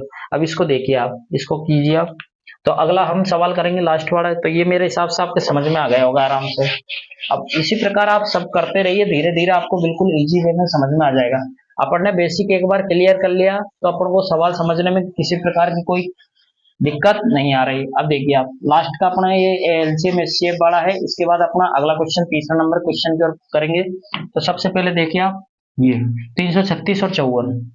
तीसरा मेरा क्या है, 336, 336 और 54। तो सबसे पहले मेरे को 336 का क्या निकालना है, एल गुणनखंड। ऐसे किसका निकालना है, 54 का। 336 का पीछे 6 दिख रहा है, इसका मतलब 2 का भाग जाएगा। 2 एकम 2, 2 छिक्के 12, 2 अंटे 16। अब देखिए 8 दिख रहा है, इसका मतलब 2 का दोबारा जाएगा। 2 अंटे 16, 2 चौके 8। 4 दिख रहा है, मतलब फिर 2 का जाएगा। 2 चौके 8, 2 दूने 4। 2 दिख रहा है पीछे, इसका मतलब 2 का दोबारा जाएगा। 2 2 दूने 4, 2 एकम 2। 2 का नहीं जाएगा क्योंकि 1 आ गया। अब 2 का नहीं जाएगा तो 3 का चेक करो। 3 का कैसे चेक करते हैं, 2 और 1 को जोड़ो 3, 3 में 3 का भाग जाता है। 3 का भाग 21 में कितनी बार जाएगा, 7 बार। 7 का 7 में कितनी बार जाएगा, 1 बार। तो 336 कैसे आया मेरे पास, 2 गुणा 2 गुणा 2। देखिए 1 2 3, 4 बार तो कितने हैं, 2 गुणा 3 गुणा 7। मेरे को इसको लिखना है, कैसे लिखूंगा, 1 2 3 4। 2 कितनी बार है, 4 बार, गुणा 3 कितनी बार है, 1 बार। 7 कितनी बार है, 1 बार। लिख दिया मैंने, कोई दिक्कत। अब मेरे को 54 का करना है। तो 2 पीछे 4 दिख रहा है, इसका मतलब 2 का भाग जाएगा 27 बार। अब देखिए यहाँ पे पीछे कुछ भी नहीं है तो 3 का चेक करो। 7 और 2 9 होते हैं तो 3 का भाग जाएगा। 3 नाम 27, इसमें भी 3 का जाएगा। 3 तिया 9, 3 एकम 3। तो मेरे पास 54 कैसे आया यहाँ पे, 2 गुणा 3 गुणा 3 गुणा 3। तो इसके बराबर में मेरे को इसका वो लिखना है, गुणनफल। तो क्या लिखूंगा, 2 कितनी बार है, 1 बार, गुणा 3 कितनी बार है, 3 बार। कोई दिक्कत और कुछ नहीं है। अब देखिए सबसे पहले अपन निकालते हैं एचसीएफ। सबसे पहले क्या निकालेंगे, एचसीएफ। एचसीएफ कैसे निकालते हैं, ओवेनिस्ट। देखो यहाँ भी 2 है, यहाँ भी 2 है, 2 लिख देंगे। लेकिन एचसीएफ में अपन को घात कौन सी लेनी है, यहाँ पे घात कितनी है, 4। यहाँ पे घात कितनी है, 1। मेरे को कम वाली घात लेनी है, तो 2 की घात 1 गुणा। देखिए 3 यहाँ भी है, 3 यहाँ भी है, तो 3 लिख दिया मैंने। अब देखिए यहाँ पे घात 1, यहाँ पे घात 3, तो अपन को कौन सी वाली लेनी है, घात 1 वाली। तो 3 की घात 1। तो मेरे को एचसीएफ निकालना है, तो 2 की घात 1 का मतलब 2, 3 की घात 1 का मतलब 3। तो मेरे कितना आ गया एचसीएफ, 6। एचसीएफ कितना आया यहाँ पे, 6। कोई दिक्कत नहीं होनी चाहिए। अब अपन निकालते हैं क्या, एलसीएम। इसका क्या निकालना है, एलसीएम। एलसीएम कैसे निकालना है, पहले तो अपन को वही करना है। अब ये देखिए यहाँ से ओवेनिस्ट लेना है, यहाँ भी 2 है, यहाँ भी 2 है। लेकिन एलसीएम में हमेशा क्या ध्यान रखना है, घात कौन सी लेनी है एलसीएम में, उच्चतम। एचसीएफ में कौन सी लेनी है, न्यूनतम। ये चीज ध्यान रखना। अब वो एलसीएम में अपन को देखो, यहाँ पे 2 की घात 4 है, यहाँ पे 2 की घात 1, तो अपन को 2 की घात 4 वाला लेना है, गुना। यहाँ पे देखिए यहाँ भी 3 की घात 1, यहाँ 3 की घात 3, तो यहाँ पे क्या लेना है, उच्चतम घात वाला 3 की घात 3। कोई दिक्कत। अब ये देखिए यहाँ से क्या बच गया, ऊपर से 7 की घात 1 गुणा, नीचे से क्या बच गया, कुछ नहीं बच रहा, नीचे से कुछ नहीं बच रहा। अब तो देखिए इनको क्या करना है आपस में, 2 की घात 4 का मतलब क्या होता है, 2 गुणा 2 गुणा 2 गुणा 2 गुणा 3 की घात 3 का मतलब है 3 गुणा 3 गुणा 3 गुणा 7 की घात 1 का मतलब 7। इनको सोल्व कीजिए, 2 दूने 4, 4 दूने 8, 8 दूने 16। तो इनका तो मान कितना हो गया, 16 गुणा, इनको कीजिए 3 तिया 9, 9 ती 27 गुणा 7। अब देखिए इनको गुणा कीजिए आप, 27 और 16 को कर लीजिए पहले। 27 और 16 को गुणा करने, अब इन तीनों को गुणा करके देखिए आप, पहले 7 को 27 से कर लीजिए, इन दोनों को कर लीजिए पहले। 7 7 49 की 9 हासिल का 4, 7 दूने 7 7 49 की 9 हासिल का 4, 7 2 14 4 18, 189। 189 को किससे गुणा करना है मेरे को, 16 से। तो 16 से गुणा करना है, तो 189 को किससे गुणा करना है, इन दोनों का मान कितना है, 189 गुणा 16। ठीक है,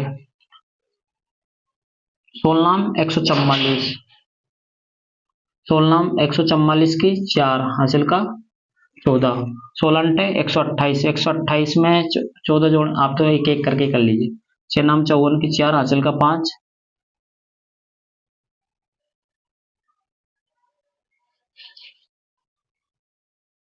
189, 189 गुणा 16, तो 189 गुणा 16 कीजिए। 16 नाम का 144 की 4 हासिल का 14, 14 जोड़ेंगे इसमें, 16 128 की 8 हासिल का 12, 128, 128 से 10, 138 से 4, 142 की 2 हासिल का 14, 16 कम 16 और 4 20 और 10 30, 30 24।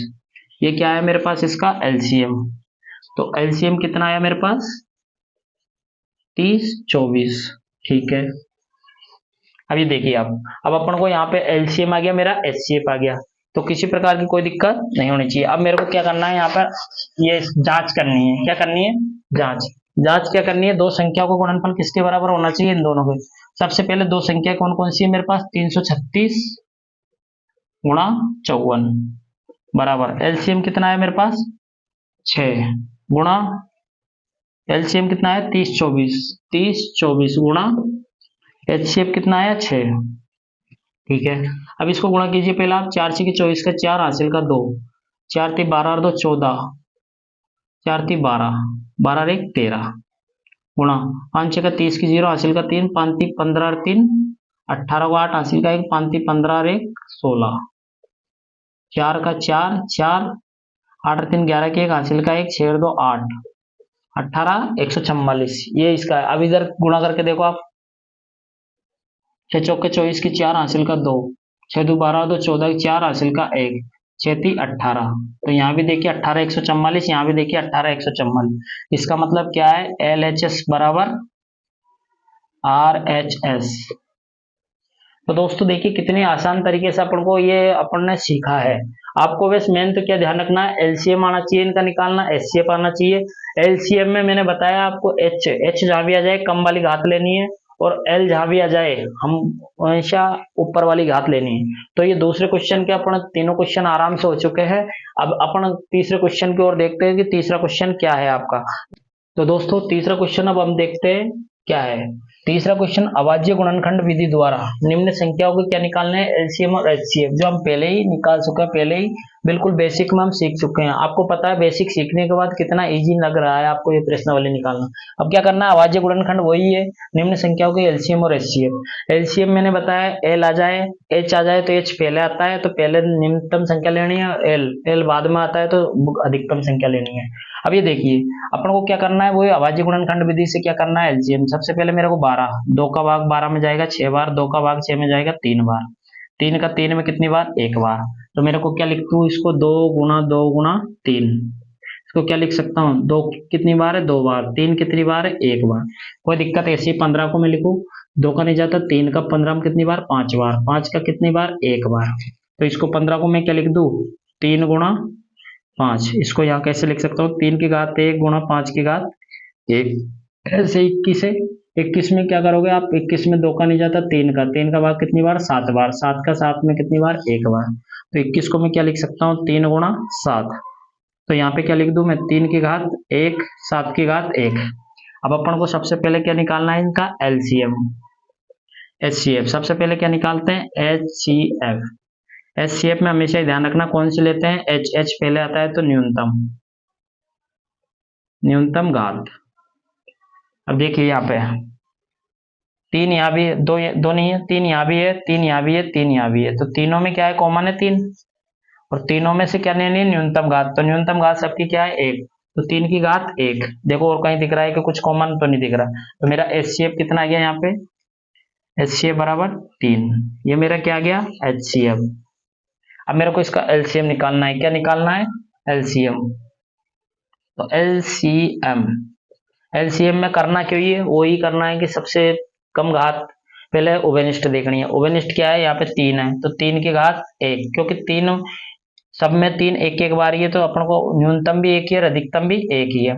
अब यह देखिए ऊपर से क्या बच गया, 2 की घात 2 गुणा 5 की घात 1 गुणा 7 की घात 1। अब इनको क्या कर देना है आपस में गुणा, 3 की घात 1 का मतलब 3, 2 की घात 2 का मतलब 4, 5 की घात 1 का मतलब 5, 7 की घात 1 का मतलब 7। तो आपको गुणा करना है तो 3 चौको 12, 12 पंजे 60, 60 गुणा 7, 6 संते 42, इसका मतलब एलसीएम कितना आ गया मेरे पास 420। एचसीएफ मेरे पास 3 आया और एलसीएम कितना आ गया 420, इन तीनों को गुणा करने के बाद। तो पहले का आंसर अपने पास आ चुका है, यही अपन को करना चाहिए था। अब अगला सवाल देखते हैं अपन 17, 23, 29 वाला। अगला कौन सा देखेंगे 17, 23, 29 वाला। तो अब इनमें ज्यादा टाइम नहीं लगाना है अपन को, क्योंकि आपके हर चीज सेट हो चुकी है दिमाग में। तो इसी प्रकार करते रहिए आप। अब अगला सवाल देखते हैं हम 17, 23, 29। ये बिल्कुल और भी छोटा है। तो ये क्या करना है आपको, पहले 17 का, 23 का और 29 का, इनको क्या करना है आपको गुणन करना। 17 का 17 में जाएगा क्योंकि क्या है एक अभाज्य संख्या है। 23 का 23 में जाएगा क्योंकि क्या है एक अभाज्य संख्या है। 29 का 29 में जाएगा क्योंकि क्या है एक अभाज्य संख्या है। अब देखिए यहाँ पे इनको कैसे लिखेंगे, 17 को कैसे लिख सकते हैं 17 गुणा 1, तो 1 लिख सकते हैं ना 17 गुणा 1। ऐसे 23 को क्या लिख सकते हैं 23 गुणा 1। ऐसे 29 को क्या लिख सकते हैं 29 गुणा 1 लिख सकते हैं आराम से। तो 17 गुणा 1 देखिए यहाँ पे कुछ भी कॉमन नहीं है, तो यहाँ पे देखिए केवल एक ही क्या है कॉमन। तो अपन को एचसीएफ निकालना है। एचसीएफ में क्या निकालना है, जिनमें कुछ भी कॉमन नहीं आता उसका एचसीएफ क्या आता है, ये होता है। अब एलसीएम निकालना है आपको, तो ऐसे संख्याओं का एलसीएम क्या करेंगे आप, एक तो रहेगा ही आपका, ऊपर से क्या बच गया 17 गुणा 23 गुणा 29, इन तीनों को आपको क्या करना है गुणा कर देना है, वो क्या आ जाएगा आपका एलसीएम आ जाएगा। तो आपको समझ में मेरे हिसाब से पूरा आ रहा होगा। तो ये देखिए किस प्रकार आप यहाँ पे निकाल सकते हो। तो 29 339, तो गुणा करके देख लीजिए आप। 17 29 339 मेरे हिसाब से यही आना चाहिए। इसका गुणा करने के बाद आंसर निकालना आप कितना आ रहा है 11 339, 11 339, ये इसका क्या आ रहा है एलसीएम। तो अगला देखिए आप तीसरा वाला। ये मेरे हिसाब से अभी एलसीएम एचसीएफ में आपको किसी प्रकार की कोई दिक्कत आनी नहीं चाहिए। अगला देखिए आप, अगला क्या है 8 9 25। अगला तीसरा क्या है 8 9 और 25, इनका क्या निकालना है अभाज्य गुणनखंड। 2 का 8 4 बार, 2 का 2 2 बार, 2 का 1 बार, ऐसे 9 का निकालो 3 3 9, 3 एकम 3। अब आपको आराम से आना चाहिए 5 का 25, 5 एकम 5। अब देखिए आप इसको क्या लिखना है, 8 को मैं क्या लिख सकता हूँ 2 गुणा 2 गुणा 2, इसका मतलब 2 की पावर 3। 3 को क्या लिख सकता, 9 को क्या लिख सकता हूँ मैं 3 गुणा 3, इसका मतलब 3 की घात 2। ऐसे 25 को क्या लिख सकता हूँ मैं 5 गुणा 5, ऐसे 5 की घात 2। अब यहाँ पे देखिए कुछ भी कॉमन नहीं आ रहा, तो सबसे पहले एच सी एफ, एचसीएफ निकालने के लिए यहाँ पे कुछ भी कॉमन नहीं आ रहा, तो इसके गुणा में क्या लिख सकते हैं एक, सबके लिख सकते हैं। कुछ भी कॉमन नहीं आता उसका आंसर कितना होता है एक, कितना होता है आंसर, कुछ भी कॉमन नहीं हो तो एक। अब देखिए एलसीएम निकालना है मेरे को, एलसीएम यहाँ 2 की घात या 3 की घात यहाँ तो अब कुछ भी नहीं आ रहा, तो एक तो ऐसे कैसे रहेगा 2 की पावर 3 गुणा 3 की पावर 2 गुणा 5 की पावर 2, क्योंकि जो बच रहा है उनको अब आपस में गुणा कर दो। देखिए 1 गुणा 2 की पावर 3 8 होता है, 3 की पावर 3 3 9 होता है, 5 4 25, तो 25 अंटे 200, 2 नाम 1800। तो एलसीएम कितना है आपका यहाँ पे 1800। तो इस प्रकार आप एलसीएम एचसीएफ निकाल सकते हो, किसी प्रकार की कोई दिक्कत नहीं आनी चाहिए। तो आपकी ये समझ में आएगा उम्मीद करता हूँ। अब अपन अगला सवाल देखते हैं, ज्यादा टाइम वेस्ट नहीं करेंगे क्योंकि आपकी ये चीजें बिल्कुल क्लियर हो चुकी है। और आपको अगर ये वीडियो पसंद आ रहा हो तो लाइक कमेंट लाइक जरूर कीजिए वीडियो को, और कमेंट करके बताइए आपको कहाँ किसी प्रकार की कोई परेशानी आ रही है। तो हम चौथे सवाल की ओर चलते हैं। देखिए तो दोस्तों चलते हैं अपने चौथे सवाल की ओर। चौथा सवाल क्या है अपना, एचसीएफ दे रखा है आपको 306 657 का कितना दे रखा है एचसीएफ 9 दे रखा है। तो क्या दे रखा है अपन को दिया है, क्या दे रखा है अपन को एचसीएफ दे रखा है, एचसीएफ बराबर कितना दे रखा है 9। अपन को एलसीएम एलसीएम क्या करना है ज्ञात करना है, एलसीएम बराबर क्या करना है आपको ज्ञात करना है। तो आपने चूंकि हम जानते हैं, अपन ने एक अभी एक समीकरण हल किया है, चूंकि हम जानते हैं कि दो संख्याओं का गुणनफल का गुणनफल बराबर होता है किसके, उनके उनके LCM इंटू HCF के। ये हम जानते हैं। अब अपन को कुछ नहीं करना है, इस पे मान रखना है। दो संख्या कौन कौन सी है अपनी, 306 गुणा 657, इन दोनों का गुणनफल LCM अपन को क्या करना है, ज्ञात करना है, गुणा HCF क्या है अपना 9, HCF क्या है अपना 9। अब अपन को पता है समीकरण सोल्व करना सबसे आता है, मेरे को LCM ज्ञात करना है, तो LCM इधर ही रहेगा, 9 कहाँ आ जाएगा, इसकी तरफ आ जाएगा। तो 306 गुणा 657 बटे में क्या आ जाएगा, ये 9 ऊपर इधर गुणा में, तो इधर भाग में आ जाएगा, इधर क्या बच जाएगा LCM। तो अब क्या करना है मेरे को, 9 से इसको काट दो, 9 सातु का 63, 9 सातु का 63, 2 बच गया 7, 9 30 27, 73, 73 को इससे गुणा करके देखो, 306 गुणा 73, 3 छिक्की 18, 3 तिया 9, 7 छिक्की 42 और 7 तिया 21, 8 का 8, 2 और 1 3, 9 और 4 13 3, हासिल का 1 2, 22 338। तो LCM क्या है मेरा 22 338 बराबर क्या आ गया मेरा LCM। ये क्या है मेरा आंसर। तो देखिए कितनी आसानी से आपने, अगर बेसिक क्लियर है तो आपका LCM आप कुछ नहीं करना, दो संख्या दे रखी थी अपन को, दोनों संख्या को गुणा किसके बराबर होगा, LCM और HCF के। तो HCF मेरे को यहाँ पे 9 दे रखा है, LCM ज्ञात करना है, 9 को इधर भेजेंगे तो LCM आपका ये 9 का भाग जाएगा 73 बार, 73 को 3 से 6 से गुणा करेंगे तो ये आंसर आएगा। तो LCM कितना आ गया मेरा 22 338। तो दोस्तों अगले सवाल की ओर प्रस्थान करते हैं अपन। तो देखिए दोस्तों अपना पांचवा क्वेश्चन क्या है, जांच कीजिए कि क्या किसी प्राकृत संख्या n के लिए, कोई संख्या दे रखी है, उसके n के मान दे रखे हैं, n का मान अपन को मानना है, संख्या 6 की पावर n 0 पर समाप्त हो सकती है। अब देखिए कितना आसान सॉल्यूशन है इसका, अपन इसको क्या करते हैं सॉल्यूशन करते हैं। तो देखो 6 की पावर n 0 पर समाप्त होने के लिए किसी भी संख्या के, अपन को एक चीज ध्यान रखनी है, क्योंकि किसी भी संख्या के 0 पर समाप्त होने के लिए उसके गुणनफल में कम से कम एक बार 2 गुणा 5 आना जरूरी है।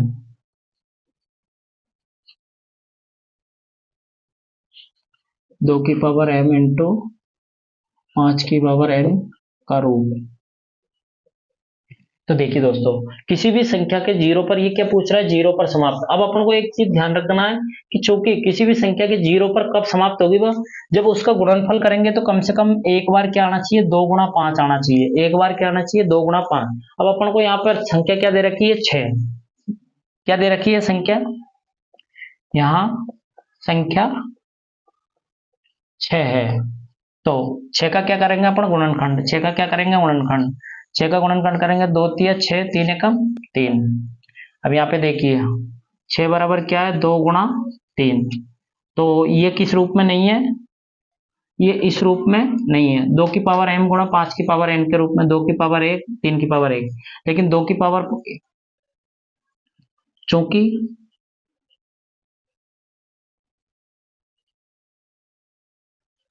चूंकि 6 2 की पावर m इंटू 5 की पावर n के रूप में नहीं है,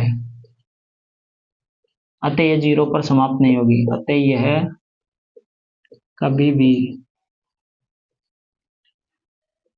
0 पर समाप्त नहीं होगी।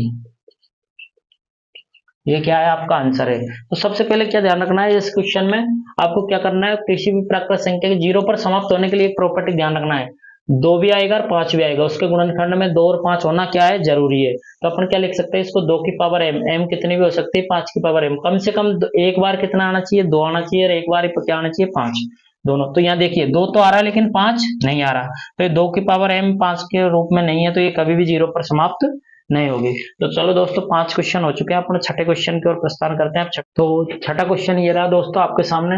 तो छठा क्वेश्चन क्या कह रहा है, आपका व्याख्या करनी है। ये संख्या दे रखी है आपको 7 गुणा 11 गुणा 13 प्लस 13, और एक संख्या दे रखी है 7 गुणा 6 गुणा 5 गुणा 4 गुणा 3 गुणा 2 गुणा 1 प्लस 5। ये भाज्य संख्या क्यों है?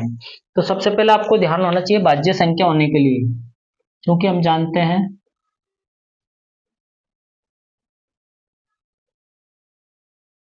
किसी भी संख्या के भाज्य होने के लिए 2 से अधिक गुणनखंड होने चाहिए। अगर अपन को इन दोनों संख्याओं को अगर अपन 2 से ज्यादा गुणनखंड आ जाए तो अपने क्या हो जाएगी, भाज्य संख्या। तो पहली संख्या क्या है अपन को, क्योंकि 7 गुणा 11 गुणा 13 प्लस 13, अपन पहले इसको हल करते हैं। तो देखिए यहाँ पे 13 यहाँ भी है 13 यहाँ भी है, 13 में क्या ले लो, कॉमन ले लो यहाँ से क्या बच गया, 7 गुणा 11 गुणा 1 प्लस 1, क्योंकि 13 तो यहाँ से कॉमन आ गया और 1 ये रहा। तो अभी देखिए आप 13 ऐसे कैसे ही, 11 7 77 एकम 77 प्लस 1, तो 77 प्लस 1 78,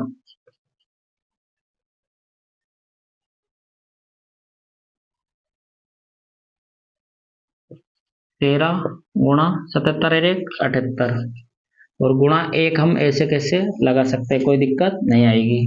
तो इसको 77 1 78, तो ऐसे लिख दो आपको 13 77 1 78, तो 78 को मैं क्या लिख सकता हूँ, 78 गुणा 1 भी लिख सकता हूँ।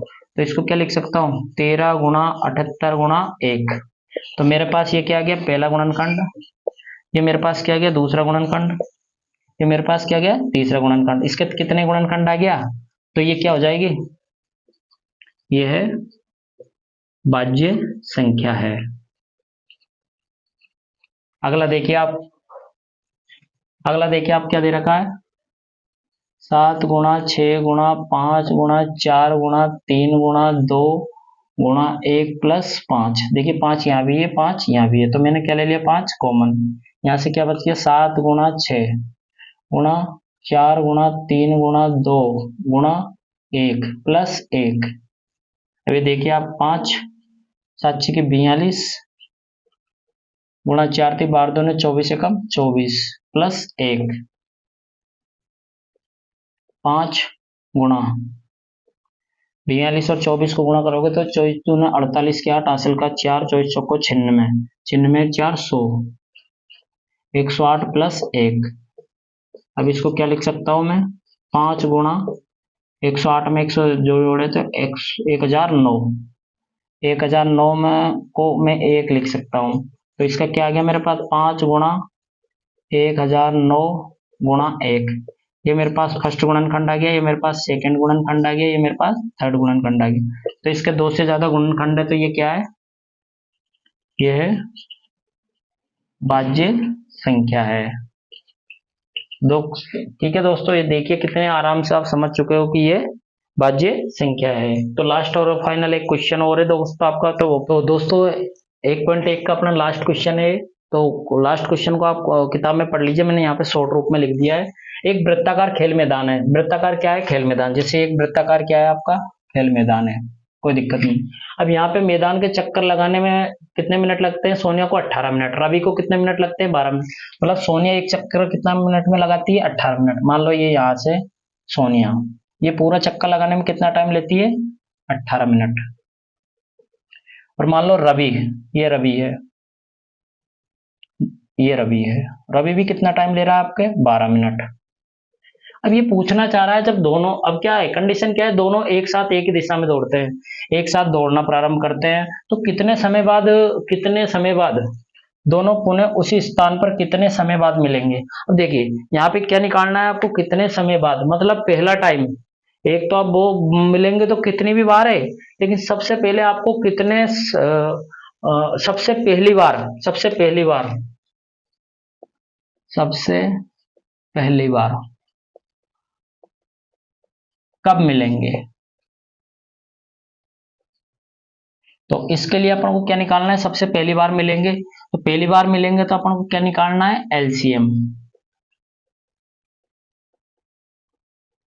क्या निकालते हैं अपन, एलसीएम निकालते हैं। एलसीएम क्यों निकालते हैं, क्योंकि अपन को पहली बार न्यूनतम निकालने के लिए हमेशा क्या निकालना है, एलसीएम। न्यूनतम निकालने के लिए क्या निकालना है, एलसीएम। तो देखिए अपन को क्या निकालना है, 18 और 24, 12 का क्या निकालना है, एलसीएम।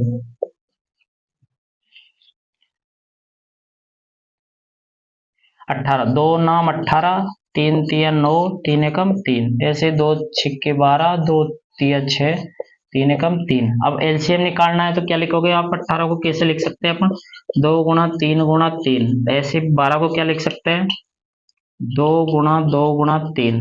अब 2 को देखिए आप, 2 की पावर 1, 3 की पावर 2, यहाँ पे क्या है, 2 की पावर 2 और 3 की पावर 1।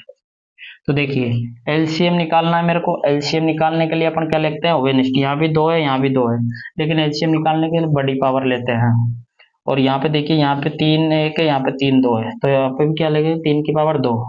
तो क्या निकालना, 2 की पावर 2 कितना होता है, 4, 3 की पावर 3 की 2 कितना होता है, 9, तो 9 तिया 36। तो आपको कितने मिनट लगेंगे यहाँ पे, 36 मिनट। तो यहाँ पे कितने मिनट, दोनों पहली बार। आंसर क्या लिखोगे, दोनों पहली बार 36 मिनट बाद मिलेंगे।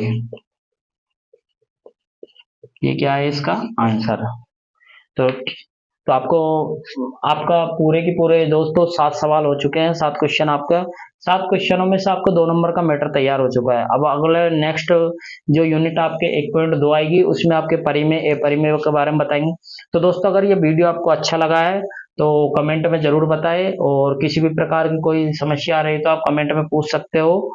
तो दोस्तों आपको ये उम्मीद करता हूँ ये वीडियो बहुत अच्छा लगा होगा, और अगर आप वीडियो अच्छा लगा तो चैनल को लाइक जरूर करें, चैनल को सब्सक्राइब जरूर करें, और अपने दोस्त, तो आपको अगर ये वीडियो अच्छा लगा है तो वीडियो को दबा के शेयर करें, दबा के कमेंट करें, सब्सक्राइब करें, अपने यार दोस्तों के साथ शेयर जरूर करें, अपने यार दोस्तों को इस चैनल के बारे में जरूर बताएं कि आपको बिल्कुल होनोलुलु तरीके से मैथ सिखाई जा रही है।